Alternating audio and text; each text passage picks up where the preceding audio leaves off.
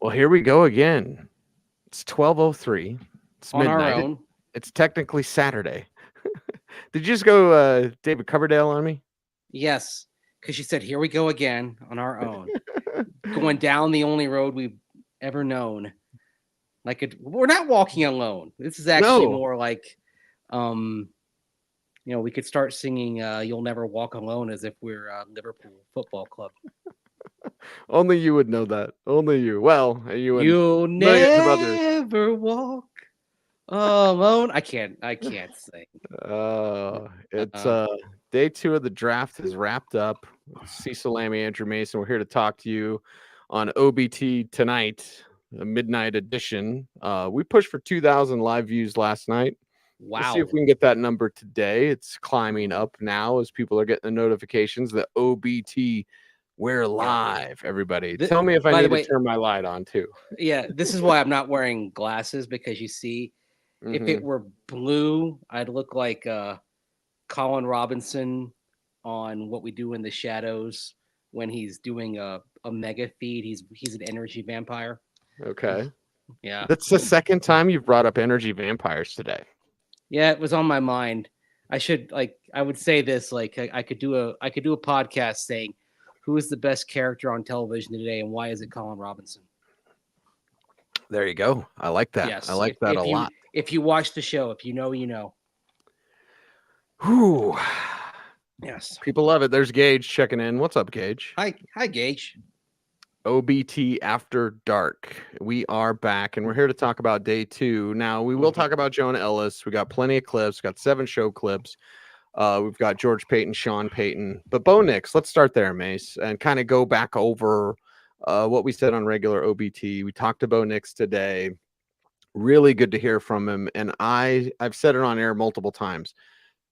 Sean Payton can't wait to teach this guy. This guy loves talking ball, and He's so good it's at in, it. it was interesting to see how when he was up there doing his press conference, when you got to some football questions, he really opened up. Like a few of us in the notepad and laptop set afterward looked at each other and like, well, we know one thing he's going to do really well, and that's if you ask him about like a specific play, something in a game, concept, he's really going to flourish explaining that.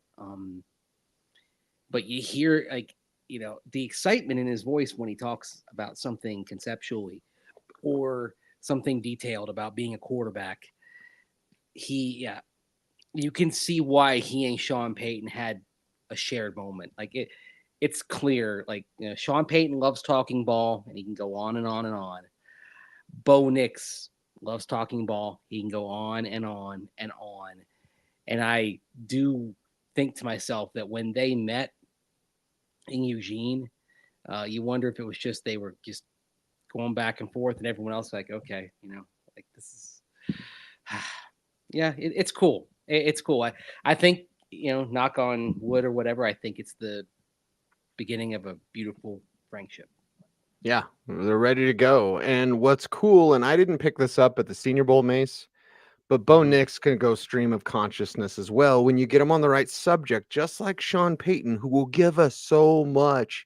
He says so much if you get him in stream of consciousness mode, and Bo Nix is the same way.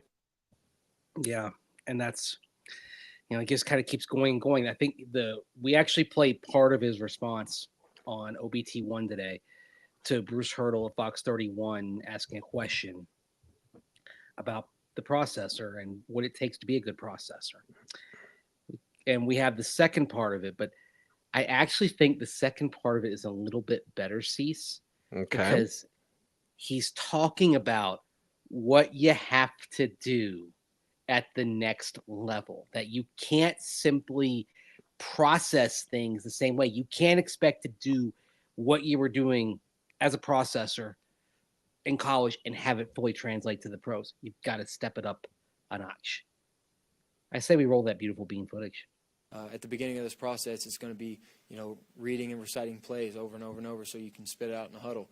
Because if nobody knows what to do, you're all going to be wrong once you get to the line of scrimmage. So communication, being elite, communicators and Eventually, you just get to process information, and it's not just about processing it; it's also about how fast you can do it. So, again, I think it's to some people it's second nature. It can also be developed, but I think the processing from college to the league is going to be different. The game could be faster. Speed of the game will be a faster tempo, and so you'll have to take that with a grain of salt, because I think also the best decision makers, the best processors are the ones that do it quick and don't overcomplicate the game. And so when you see that, it's just really pretty to watch, and it's just seeing what you need to see and reacting off of it. Absolutely love it. Yeah. And talking about like how he's got to do that for everyone else, like this is a young man who appears to understand the intellectual responsibility for an offense the quarterback possesses. He's a rookie. He's going to experience things for the first time. So there are going to be things that strike that are a surprise. But I think he has the potential to be as well prepared for them as possible. Honestly, respect to Jarrett Stidham and Zach Wilson. I think there's a pretty good chance that Bo Nix is your week 1 starting quarterback. Yes. And he'll be ready because he will not fail due to lack of preparation. The dude's a junkie, and he will work hard to find his way to the field, and he would be pissed if he didn't win the starting job. He's going to win the starting job. I feel like this dude might go knock on Sean Payton's door up in Coeur d'Alene when he has his downtime between OTAs and training camp and be like, hey, let's watch some film. Did they just become best friends? Yeah. I wish we had the Step Brothers meme. Yeah, I could get it. Available. I could get it. Now, Gabe asked a question, and I will be very kind, Gabe, and we appreciate you jumping on board here so late at night. The gap between Nix and Rattler was of the size of the globe. Nix is a first-round pick. Rattler can't play. I'm sorry. I know I don't want to be that proclamation. The kid has never taken a snap in the NFL. I like his story. I like that he stuck with it. But Rattler, there's nothing elite that Rattler does. He doesn't have elite accuracy, doesn't have a lean arm, doesn't have elite mobility, turns the ball over left and right. So, yeah, and I understand that was a conversation for some. So I'll be respectful tonight. We're more softer tones than my normal yelling. All I'll say is he's still on the board. Not one quarterback taken on day 2. I might have to go look that up. When was the last time we saw rounds 2 and 3 pass without a quarterback taken? That'd be interesting. There's not a gap between the top 6 quarterbacks and Spencer Rattler. It's the frickin' Grand Canyon. Okay. Yes, as I cough up a lung. You're okay. I'm okay, dude. No, it's okay. It's okay. Denver Scorpio asks, is it a bust if they don't make the playoffs? No, they won't make the playoffs. No. But you're building for the future. I think CJ Stroud maybe spoiled people a bit because of how quickly things came together for the Texans. But remember, they were in the AFC South. You had an emerging Indianapolis Colts team that wasn't quite ready, and a Jacksonville team that seemed to fall apart once Trevor Lawrence started getting nicked up with injuries. There was a path to the playoffs for the Texans that for the Broncos with Mahomes and Reed in Kansas City. And yeah, look, the Chargers, hate to tell y'all, Chargers are going to be a lot better. Look at what they did with McConkey today. Yeah. Love that. I mean, I think it was a great pick. I don't know if Broncos country loves Lad McConkey going to the Chargers. I think you're like, ugh. I mean, that was because, okay, the Chargers have been like first round receiver. Tom Telesco loves first round pass catchers the way that Matt Millen did with Detroit back in the 2000s. Remember, just receive, Charles Rogers, Mike Williams. Finally got it right with Megatron. Yes. Hall of Fame. And had Roy Williams, too. Roy Williams, Mhm. Mike Williams, Yes. Charles Rogers got it right with Calvin Johnson. But that's Telesco with the Chargers. Wide receiver, first round. Love that. Loved him some first-round receivers.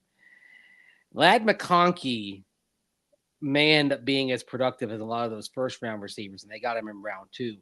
And they did the Jim Harbaugh thing by going tackle in round 1.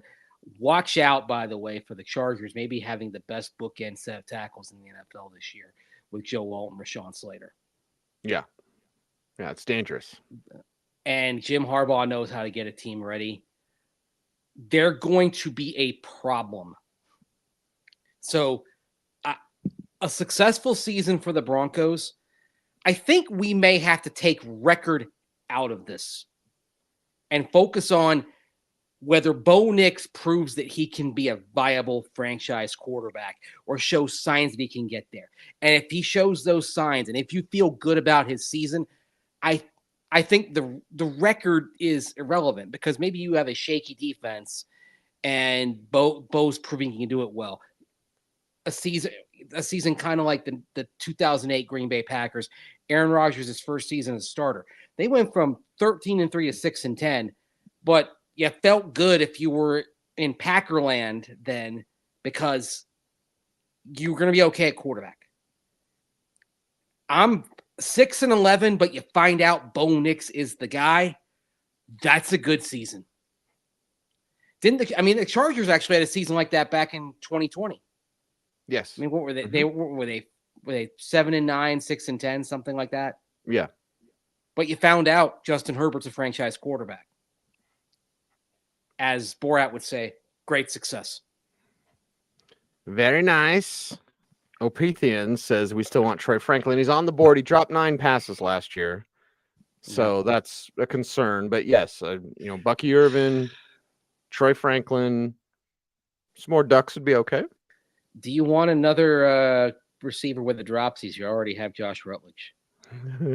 Josh Reynolds? Yeah. Reynolds. Sorry. Reynolds. Yeah. Reynolds, Rutledge. It's fine. It's fine. Yeah, my bad. Yeah, it's all good. It's late. It is late. Let's play another clip, shall we? How about which clip would you like to play? Because we have a lot of clips today.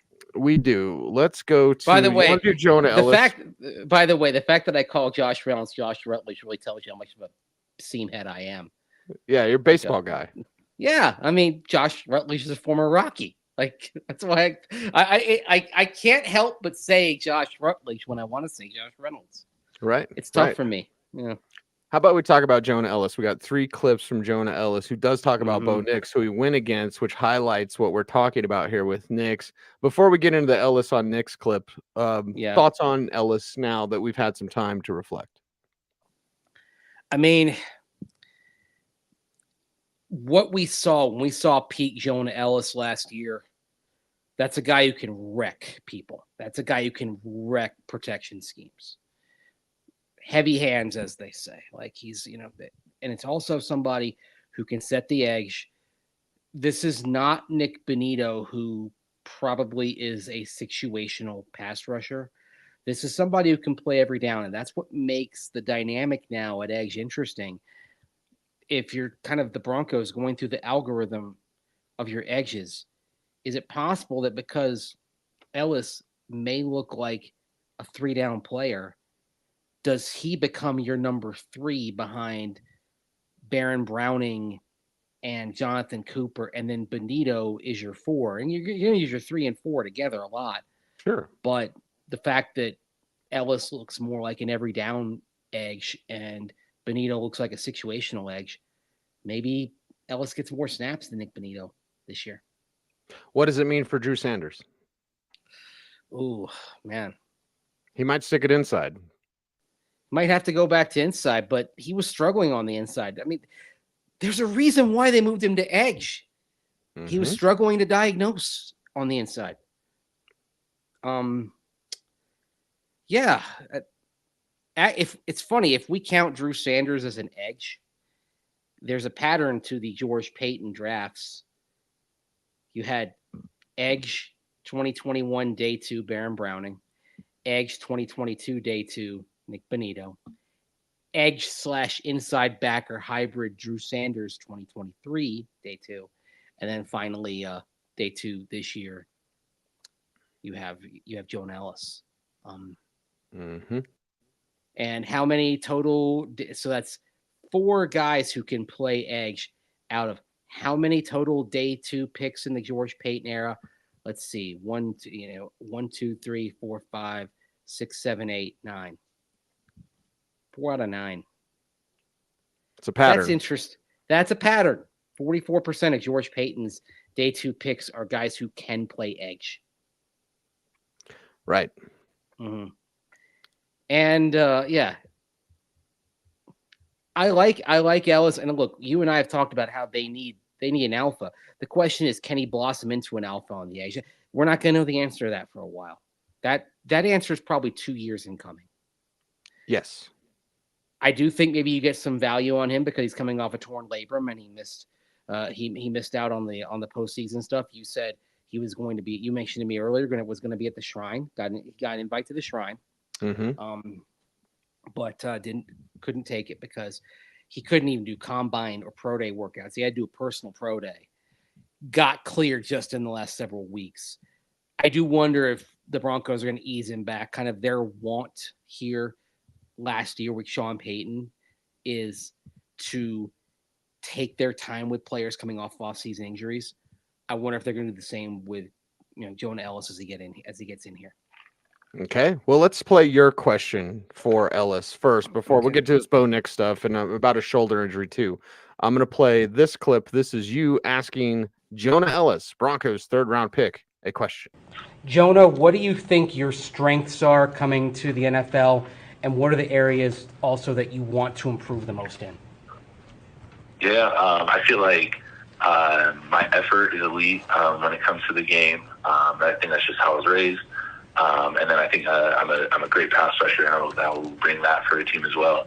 Somewhere I need to grow is just, perfecting the little things, the little techniques, and especially my run game. Dude has multiple moves to get after the passer. Alex Highsmith is a player that he's been compared to by Dane Brugler. He did talk about Hassan Reddick, who it's almost a perfect comparison, Mace. And when he's got a chop move, a rip move, a swim move, a spin move, a bull rush, and he knows how to stack the moves, meaning when the first one doesn't work, he immediately goes to the second one. There's a lot of college rushers, especially, and even pro rushers. Yeah. You could even say Nick Bonitto. They got one move dialed up, and if it doesn't work, they just kind of dance. They just kind of stand there, right? You don't see that with Ellis. I like him at this stage a lot better than I liked Bonitto a couple of years ago. Yes. And Bonitto was taken higher, but it's the heavy hands and the stacking of moves. Like he's got more tools on his belt than Nick Bonitto did coming out, and I would almost say than Nick Bonitto has right now. I should ask you this. He's a good pick.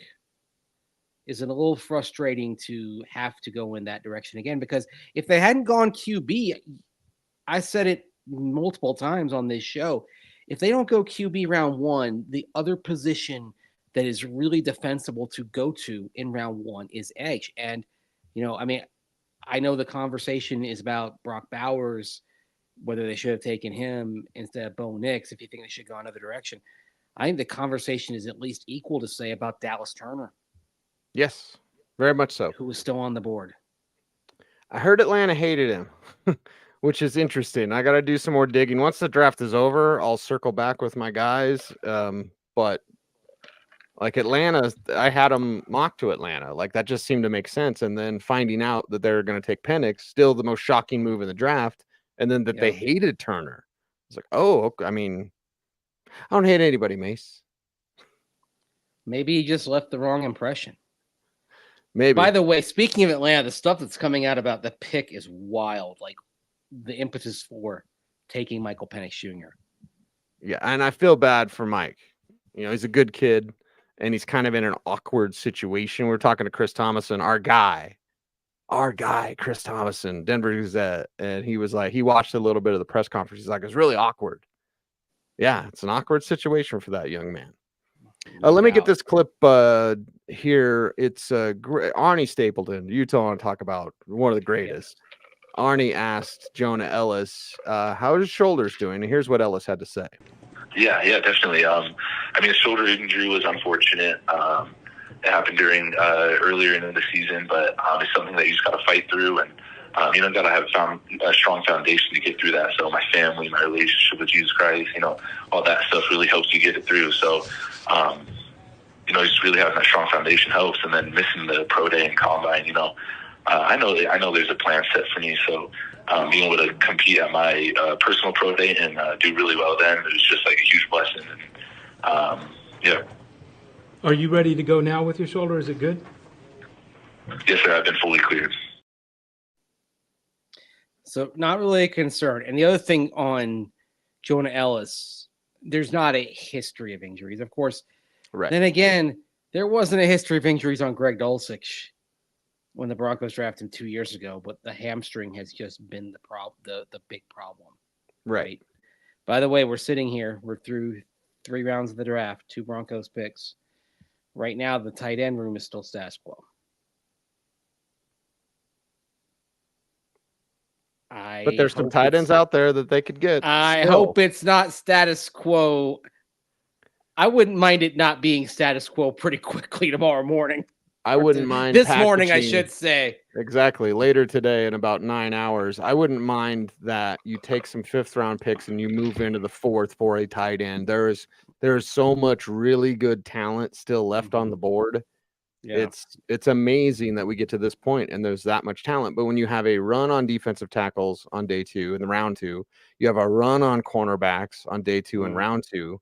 You push these guys back. There's still really good wide receivers out there. Luke McCaffrey goes to the Commanders with the final pick in the 3rd round. I was so happy for Luke. Stink texted me during the show, and he's like, "Where's Luke going to go?" And I said, 3rd to 5th, somewhere in there. Yeah. So he went the last pick in the 3rd round. Congrats. Broke some hearts in Broncos country, I think, that dreamed of seeing a McCaffrey in a Broncos uniform. Another McCaffrey, other than the OG Ed. Right.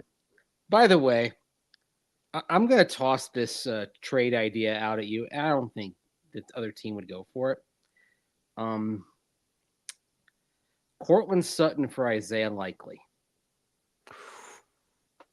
Yes, all day. All day. I love Likely. I love Likely. I always have. Yeah. Yeah. All day long. Like, I was thinking, what's a creative way to get a tight end? Because you're only going to get a 5th for Sutton.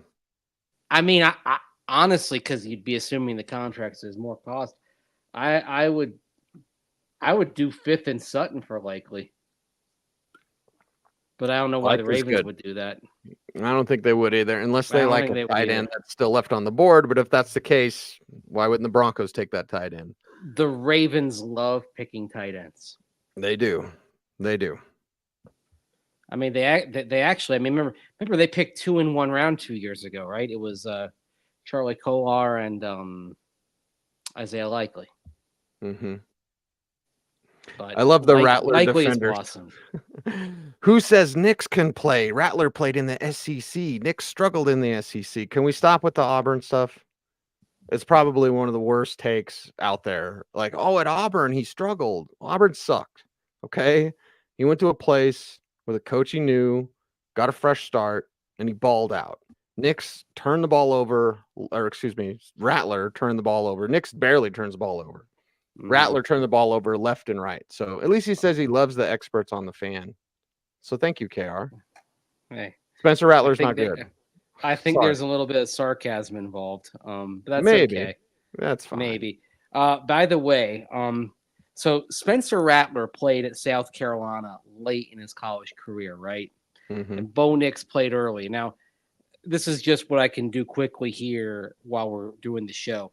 So Bo Nix' first 3 years of his college career at Auburn, he has 39 touchdowns and 16 picks. Okay. Spencer Rattler, final 2 years of his college career at South Carolina, 31 touchdowns and 20 picks. So 39-16 versus 31-20. Now throw in the fumbles. Rattler's a turnover machine. So yeah. They got Bo Nix, everybody. We don't need to talk about Spencer Rattler anymore. Rattler has a high, Rattler has a lower completion percentage, than Bo Nix. Well, actually, no. Rattler's completion percentage at South Carolina higher than Bo Nix is at Oregon. At Auburn. I'm sorry. At Auburn. Yeah, at Auburn. Auburn. Yes. Yeah. So I was reading the stats. I was like, oh no, that's not.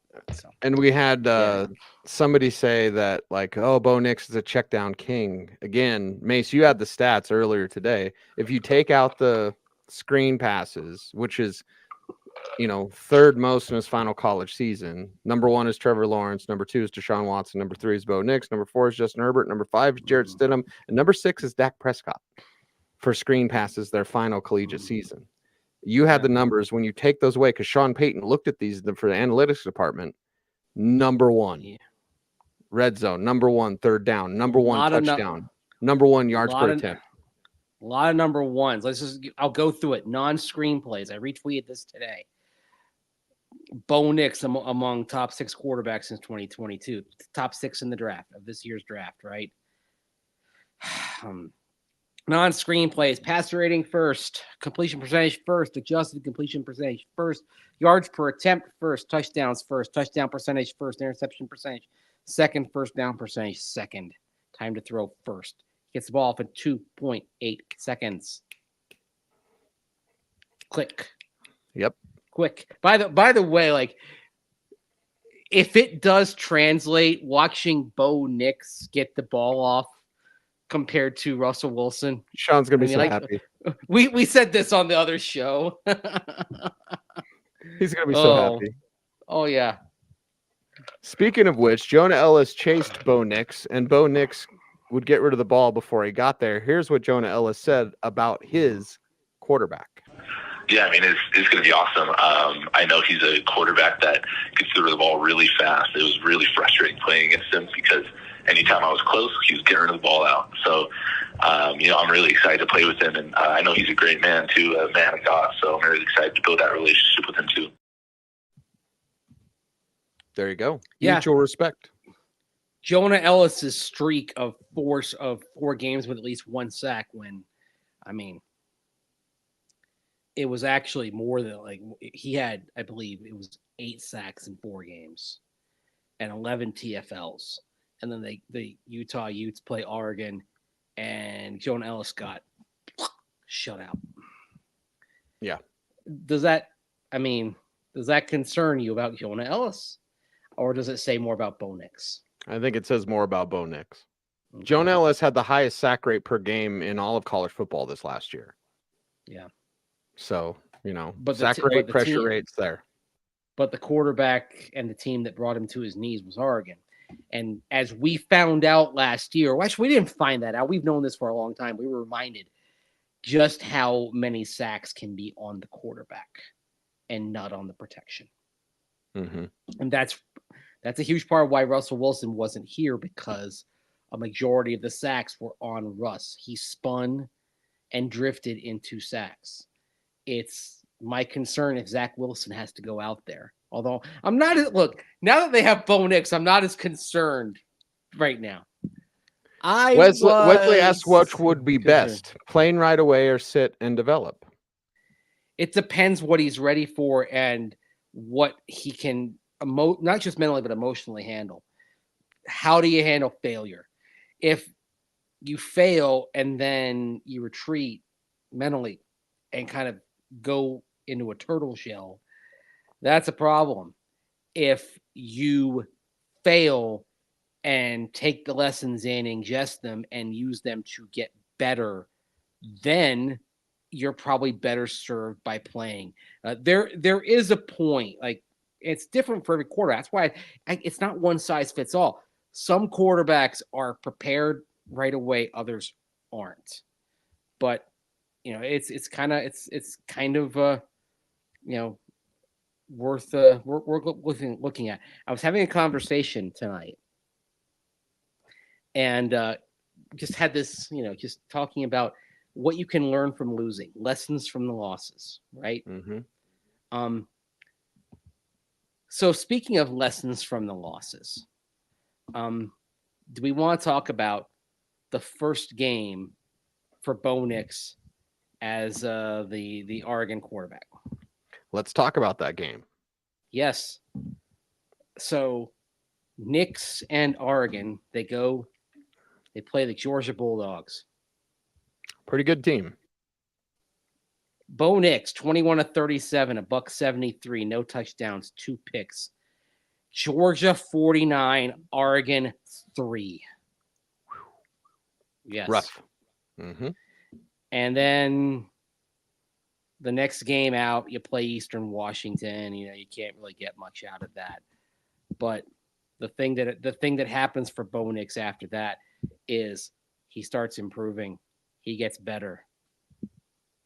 He gets better even against tough competition. Maybe not to the degree of Georgia. Not to Georgia, right? Right. Yes, but in the rest of that season, 29 touchdowns, 5 interceptions, 14 rushing touchdowns. So in other words, 43 touchdowns over the next 12 games for which he accounted. And then if you want to do kind of the win-loss thing, yeah, Oregon only loses 2 more games the rest of the season. Mm-hmm. But this is somebody who kind of had a bad game. I mean, shoot, I'd have to go back and look at some of the reactions to that first game. I imagine in Duck Country they weren't kind. Especially because he got benched at Auburn. And he got Yes, hurt at Auburn. Oh, like what is this guy? Well, now 2 years later when Bo Nix left Eugene, he left beloved. 1,000%. Yep. Heisman finalist. Ray asks, how does Bo Nix compare to potential mid-round 2025 quarterbacks? He's a first-round pick, and a first-round graded player. Mid-round 2025 quarterbacks would be mid-round 2025 quarterbacks. So there's that. Sports Rambling says, thoughts on Johnny Wilson maybe being on the Broncos' radar. I'll tell a little story, Mace. You and I had an opportunity to talk to the guy that cuts up the film for John Gruden. And John Gruden is still used as a consultant by some teams in the NFL. Whether people like that or not, that's just the truth, okay? Yeah. Johnny Wilson, the gentleman that we got to talk to that cuts up film, he said Johnny Wilson should play tight end. And I like that idea because Wilson's huge. And I'm like, okay. 6'6", 231, 10-inch hands. 10-inch hands are getting into catcher's mitt territory. So 4'5", 240. I mean, okay. Is he going to be an inline tight end if you move him there? No, but this guy is a matchup nightmare and an athletic freak. Yep. I wouldn't mind seeing that. Yes. By the way, wingspan north of 70 inches. Or 35 3/8 is his arm length. I mean, he's got huge arms, huge hands. Yeah. I like it. Day 3 is when you take chances on players like this. And with the freaks. Again, give the freaks the upside. I mean, give me give me a day 3. I know George Payton likes his special teamers. You got good special teamers. Give me the high upside guys who, maybe they can't cover a punt, but they might blossom into something extraordinary, right? Give me, oh man, yeah. I'd love me some Johnny Wilson. That would be pretty cool. I'd love me some Johnny Wilson. I'd love me some Malik Washington. I'd love your guy at tight end. Jared Wiley. I would love me some Braylon Allen. And we talked about how that Sean Payton, if they're talking about running backs, had a conversation with Jim Leonard about Braylon Allen. For sure. Yes. So, by the way, Danny mentioning, that Ellis racked up those sacks while playing some games hurt, and then of course missing time to injury. Yeah, you could say Jonah Ellis was the most efficient edge rusher in college football last year. Yes, and the Broncos got him in the 3rd. Yeah, and that's exciting. That's a good spot. And it doesn't take them away. We have this clip from George By the way, Payton. are there people saying he's a reach out I there? hope not. I hope not. I haven't seen it in the chat room yet. He shouldn't Okay, be. no, I think I saw some on social media, like some responses to one of my tweets. Like this, no, he was not. I get the arguments some have for Bo Nix being a reach, even though there's a quarterback premium. There was a huge gap after 6, and you always see the player at the end of the positional run maybe go a little bit higher than you expect. This is part and parcel of the draft process at every position. Doesn't surprise me because you want to get in before the run ends. Okay, Right. Jonah Ellis was not a reach at all, No. by any sense of the definition. You're kind of lucky he was there. Now, this plays in. We got a couple of things here. Yeah. It plays into the fact that they could have moved back if Ellis wasn't there. They were considering it. Here's what George Payton kind of razzing Sean a little bit. This is fun, man. Listen to this. We actually were, if Jonah wasn't there, we were actually considering moving back, and it would have been Sean's first time, maybe, ever moving back. We had a cake ready. It was everything we were going to, but Jonah, we were happy Jonah was there, but I've taken like 30 deep breaths. No. There was a number, we had opportunity. There was a number of good players there at that point, and so, but Jonah was just too good to pass. Yeah. There was one point we felt like if we could get past this team, we just saw this, and this, and we were able to do it. You think Sean was a little flustered there the way he hit the mic? Yeah. That was the question I asked, by the way. I just simply asked at 76, did she have a chance to move up, move down? Right. And okay. There's a lot of ways we can interpret that needling. I think it's when you're close to someone. Yes. You can give them crap. I hope so. They have very different perspectives, but I'm hoping that this is more like an odd couple thing. Definitely. Definitely. I dig it, man. And so, and yes, if we're doing the odd couple, George's Felix, Sean's Oscar. And you know what? I just realized probably a lot of people don't get the reference. Oh, it's a little dated. It's a little dated. Yeah, it's dated. That's okay. I mean, they've revived it a couple of times over the years, right? I mean, I thought, it's people generally get. I thought people generally got that. Maybe not. Mm-hmm. That's okay. We're brain dumping here. Yeah, that's what we do. And look at us, because we were like, we won't go an hour tonight. We're at 37 minutes. We still have a couple more clips to play, including my cup is empty. Uh-oh. What was there's in that ice cubes cup? in it. Don't say what was in that cup. But anyway, it was, just refreshing beverages. It was a cold beverage. A cold beverage is a good beverage. And there was ice in it. We should tell you, it's more like, it's like a cold beverage with some carbonation and actually probably some caffeine. So yes. That's I need a little bit. Do you have any writing to do after this? I got one thing. I'm just going to wrap up the day, but I may finish it in the morning. Yeah, you and I both have a piece to get out there now. Well, and also there's less pressure to write because the Avs played tonight and they scored 5 in the third to win 6-2 over Winnipeg to take a 2-1 lead in the series. Nice. There you go. Good job. Is that really nice? Is that what you were hoping to hear? See, this is a George and Sean thing. You don't know it. You out there don't know it, but yeah.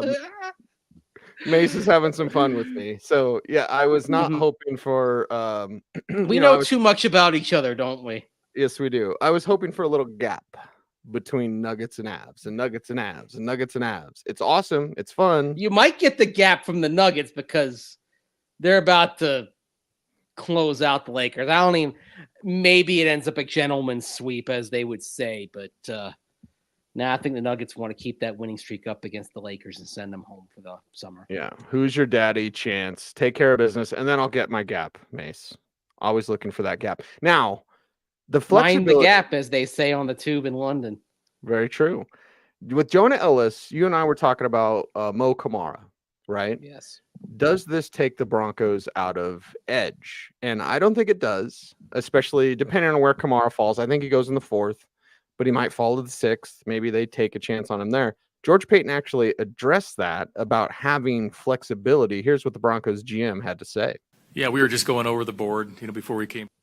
Wrong one. This one. You're never afraid to draft on top of your strength. We'll sort that out. It's always a harder position to find in the offseason and in free agency, and so we felt like he was definitely checked the pressure player box, and then we'll sort through that depth as we get to it.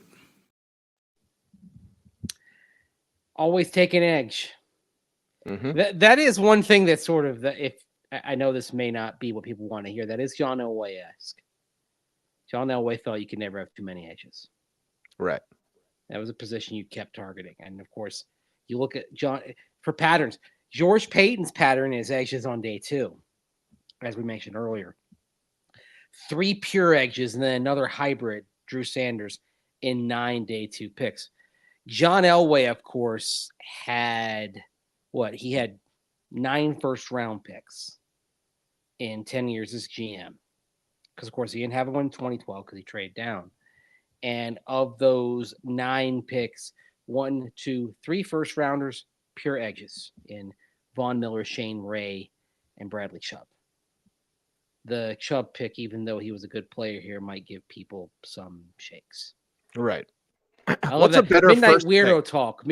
You know what? The midnight people saying it's weirdo talk doesn't bother me at all. Oh God, no, Jeff.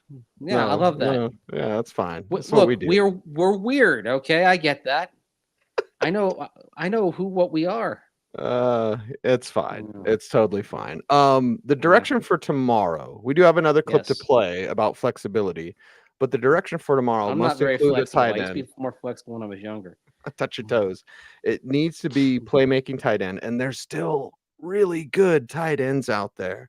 I think a wide receiver could be in play.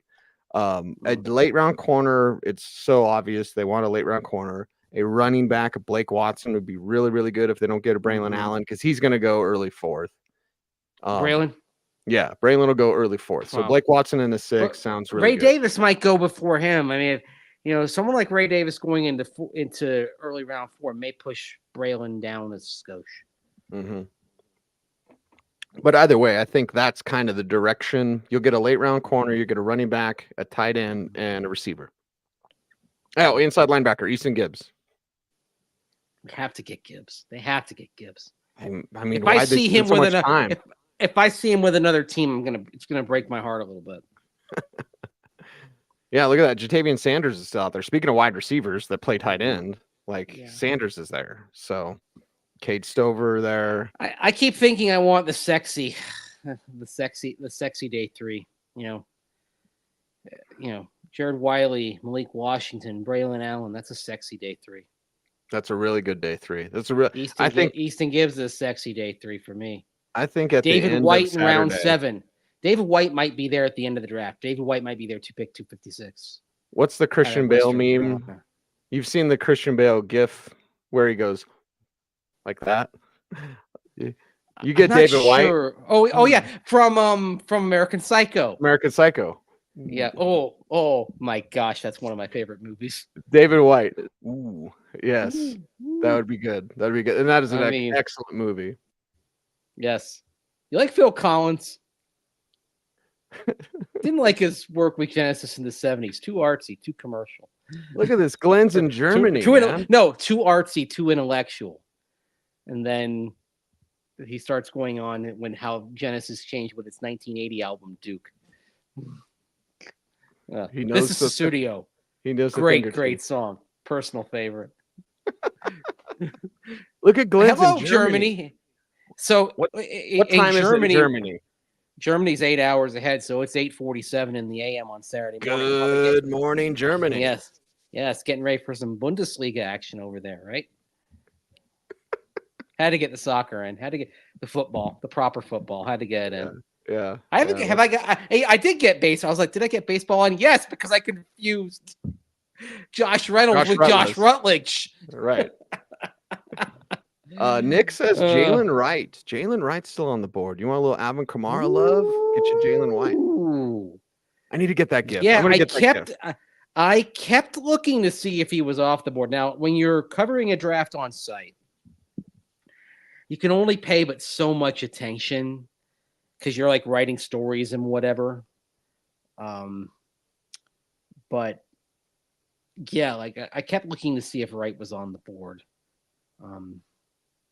I guess if I could have followed up, like I had a moment today, but I'm not going to share that. But if I could have followed up with a question instead, but I chose to respect the no follow-ups, no 2 questions protocol of the draft press conferences. Right. Not the conference calls, the press conferences. If I could have followed up, I would have said something like, okay, was there anyone there we go. Love it. Dude, that's so good. That's when they're in Texarkana, right? Yes. It's when he's at dinner with Paul Allen. We're going to use the hell out of this GIF. Before Paul Allen goes mysteriously absent after enlisting some Huey Lewis in the news. Yeah. There you go. People don't listen to the lyrics, but they should. Yeah. There you go. Oh. We do have one more clip on flexibility. I can't exactly remember what it was, but I'll play it. Ask about Braylon Allen real quick. Yeah, I'm much more keen on Braylon Allen than Cease is. That's one. If the Broncos draft Braylon Allen, that's probably a Jim Leonard recommendation pick. Yes. Yeah. Here's the clip on flexibility. We'll react to that before we get out of here today. Yeah, we were just going over the board, before we came here. That's why we were late. And, there's a number of good players tomorrow. We have 6 picks, but we have flexibility. If there's a player up at the top of the 4th, we have flexibility to go up and get them. And we can always move back. So, the main thing is flexibility. We always talk about flexibility, but tomorrow's going to be fun. With 6 picks. We had to wait a while. Yeah, we had to wait. It happens quickly and. I love the way George just throws in, we could always move back. Yeah. We know what you want to do, George. Okay. We know what you want to do. More darts. This is George Payton looking at more picks. It's also Sean Payton looking at moving up. This is Sean Payton wanting to take those 3 5s and take 2 of those 5s and move back up into 4. And this is George Payton looking at that 4th round pick and wanting to move down to the 4th and get another 5th round pick. So he's got 4 5th rounders. We actually have more viewers tonight than we did last night. We have over 2,100, almost 2,200 viewers live. Okay. Y'all are nuts, man. It's Friday night. Wait, we love you, but my gosh, I mean, look at those YouTube numbers. I would say, shouldn't you be sleeping? But no, because we've got people checking in from Germany. Like, I guess, should we do a shout out? Where are you watching from tonight? Yeah, tell us. Shout us out, man. Yeah. By the way, so I'll comment. Huey Lewis is too new wave for me. Yes. But when Sports came out in '83, I think they really came to their own commercially and artistically. The whole album has a clear, crisp sound and new sheet of consummate professionalism that really gives the songs a big boost. Puts the axe down. He's been compared to Elvis Costello, but I think Huey has a far more bitter, cynical sense of humor. Gosh. Yeah. In '87, Huey released this. Actually, wrong. They released 4 in 1986. Not in 1987. Don't ask me why I know that. God. I told you I'm going to play it. Okay, are you gonna keep using that GIF, basically? Yes. It's my favorite. By the way, Rock Chalk, you can blame Mace for this because we jumped on and I saw your lighting. I was like, oh my God, let's do that. I didn't have it right last night. Check this out. We're getting people all over the place. Okay. All right. I'm going to get down to the bottom here. I'm seeing on YouTube, Tacoma, Washington. Tell me about the aroma of Tacoma. I've lived in Seattle. I visited Tacoma. They used to say the Tacoma aroma because of the paper mills down there. Detroit, Egypt. Hey, love hearing from you. Love Kim. that. Los Angeles, more LA, South Coast of Oregon, Vegas, Frederick, Colorado. Hey, look, I mean, we know Broncos country is worldwide, but it's still at home here in Colorado. From Calgary, Parker, and Sacramento, but from Englewood, Hill Air Force Base, Lake Tahoe, Boulder, Seattle, Arizona. And yes, it sucks, says the person from Arizona. I don't think Arizona sucks. Manila in the Philippines. Whoa, Littleton, Thailand, Los Angeles, Monument, Colorado, Black Forest, Albuquerque, New York City at 3 a.m., Billings, Montana, and then David Martinez saying he saw Huey at Red Rocks back in 1986 and checking in from the Springs. Oh, wow. This I'm not going to Malvern, Arkansas, Akron, Ohio.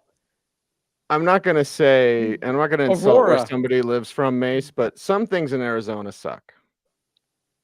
Some things everywhere do. So That's true. There's some good places Western and there's Slope. some bad places, right? There's no place that's perfect. Thailand. Doug's in Thailand. We got Thailand and we got the Philippines. Whoa. We have Egypt. The land Houston. of Kim. Mm-hmm. Houston from Nate. That means Houston, as Larry Gatlin would sing, means I'm one day closer to you. I love that song. I celebrate his entire catalog. Did you know he was a college football player? Really? He scored a touchdown in a game where the Cougars put up 100 points, I believe, on Tulsa. Did the Oak Ridge boys not like the Gatlin brothers? Because they had that one song where they basically said like the Gatlin brothers assaulted that woman. And they're like, I was like, wait a second. Is it the Gatlin brothers? Do you remember that song? No. With the Oak Ridge boys? Oak Ridge boys did a song, and it's an old country song. They told a story, and they're like, well, the Gatlin brothers like hurt this woman. And I was like, wait a second, Gatlin, is it? I mean, they could have named any other name. And they said Gatlin brothers. Yeah. So I was like, did they not like each other? I don't know. Holy cow. Somebody let us know. All right. Got Pacific Northwest. We got Silverthorne, Farmington, New Mexico, Cleveland, Georgia. I mean, man, those of y'all who are up on the East Coast here at 3 a.m. Holy crap, 2:56 in the morning. Wow. Thank you. Like I'm genuinely flattered by you being here. Siberia. Okay, so it's snowing up in Silverthorne. Oh wow. John Bolger says he's in Siberia.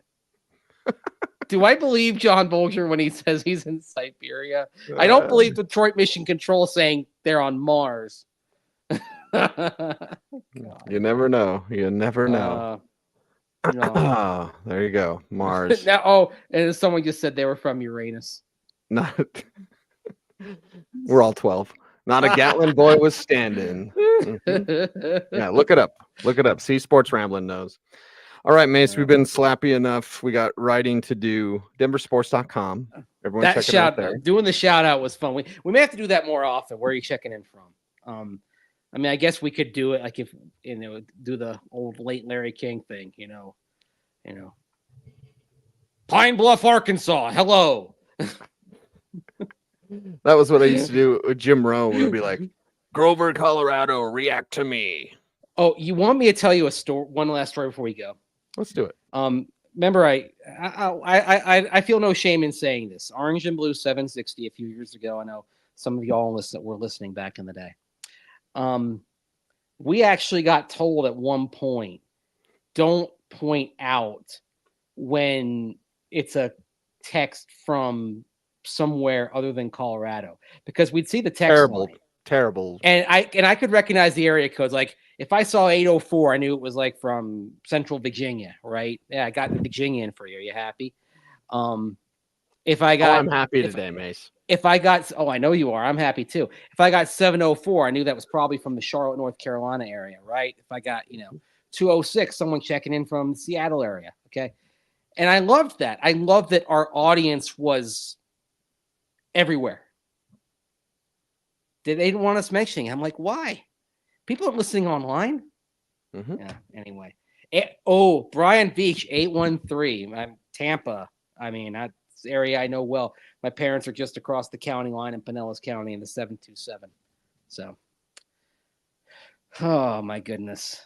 James says drinky drinks. Now I'll tell a story before we're out of here. So tomorrow after the draft, I don't drink, and it's my personal choice. Like I'm not against it. In moderation, of course, everything in moderation. But tomorrow I will toast after the draft. It's a yearly tradition. I get my Yeah. favorite tequila because that's all I can drink on this soda lifestyle diet is clear liquor. So I will have a tumbler with some Avion or Casamigos and just kind of celebrate because you and I we're putting in the hours, you know. So a little back deck looking at the mountain. My backyard is the mountain here in Roxborough, so it's like beautiful. Yeah. You know, deer coming through, maybe some fox, hopefully not any sort of coyotes or bears or mountain lions. But anyway, so yeah, tomorrow after the draft, when we're off air, when everything's done, you know, that's when stuff will do good. Yeah. Did you post? You posted in the live chat as we're going? Yeah, I did. Okay, there you go. Great success. Yes. All other countries have inferior potassium. 6 picks. Did you ever see when I think it was like the Asian Games or something like that years ago, and some athlete won a gold medal, and they played the Kazakhstan. They thought they were playing the real Kazakhstan national anthem. They played the Kazakhstan anthem that was in Borat.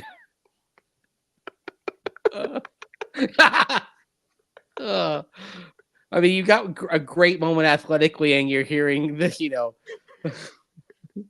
you're hearing an anthem that talks about like the filtration of the swimming pool. Right. Oh, Man. That's so funny. Yes. That's funny. Right. That's funny. Wardell, one of my favorites right here. Wardell, what's up, dude? So yeah, that's what we do. We get a little silly. It's fun. We're here for you. 6 picks. Are they making all 6? Oh, as I went dark there. There we go. Hi. No, they're not making all 6. I think they will take at least 2 of those picks and move up, which will give them 7 for the draft.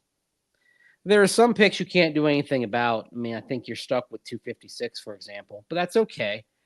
It's okay because that's where you say, all right, we're already thinking about our undrafted signees. The player that you want most, that you're not sure you're going to be able to get, you draft him at 256. This is why I think it's interesting when we talk about intent. Back in the 2018 draft cycle, they drafted running back Dave Williams from Arkansas, and they signed Philip Lindsay as an undrafted free agent, which tells you, yes, they valued Dave Williams more than Philip Lindsay. Now, Phil ended up being a pretty good back, of course, for the Broncos, and didn't work out for Dave. But we always say focus on what they say, not what they do.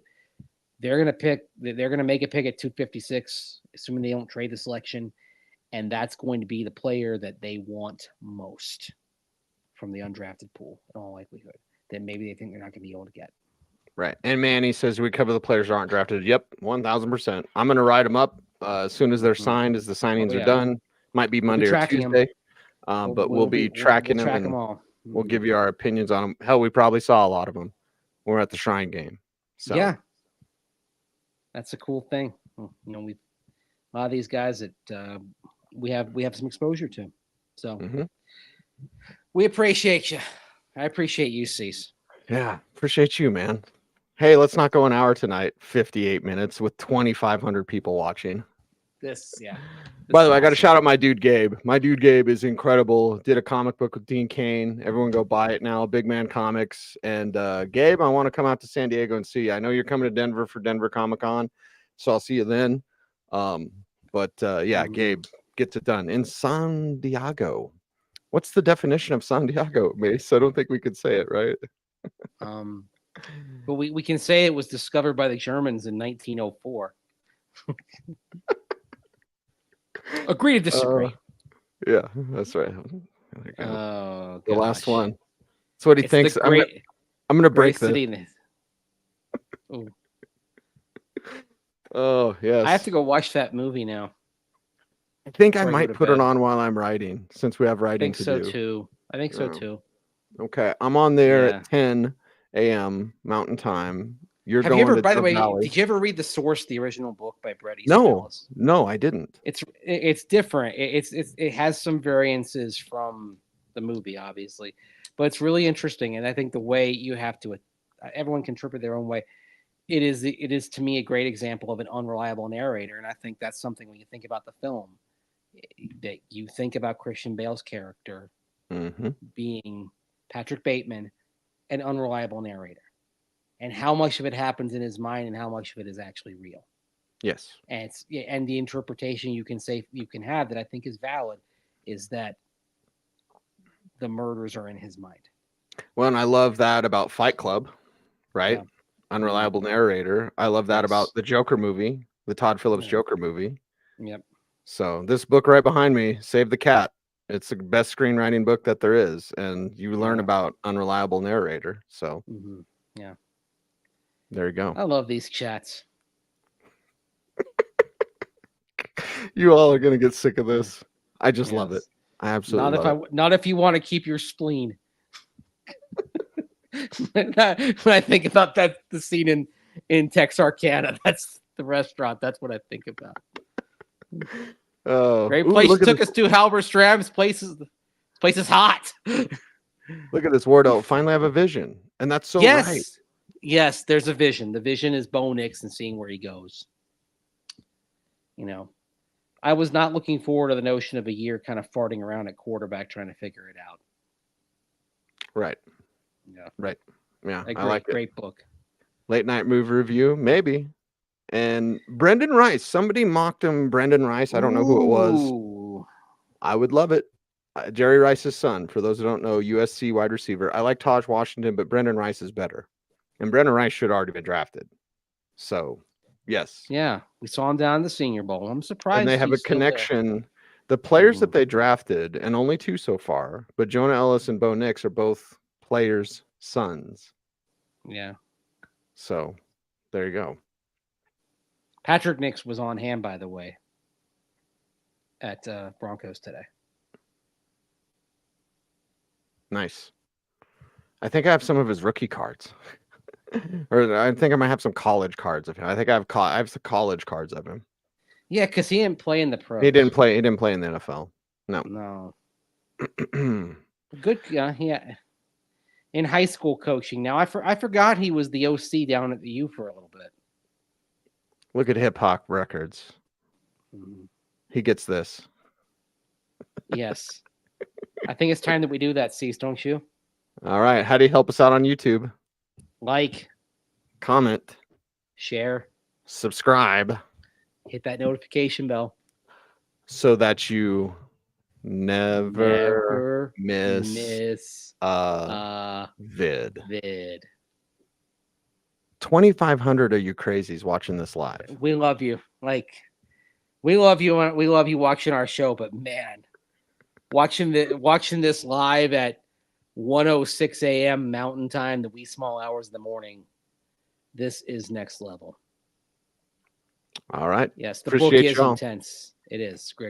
Grass Valley Greg. It's very intense. He is Andrew Mason. Follow him on all the socials at Mace Denver. I am at Cecil Lammey. OBT is a BFD. And we thank you. Stay tuned. And would you please stay frosty?